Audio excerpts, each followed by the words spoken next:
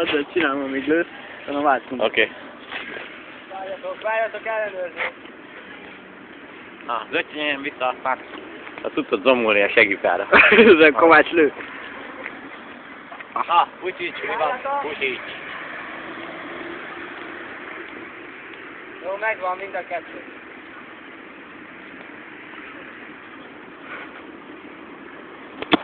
Oh!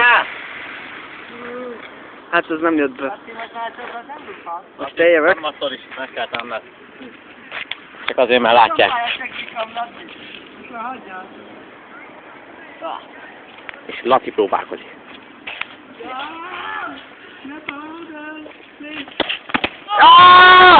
Merem alá! Úristen!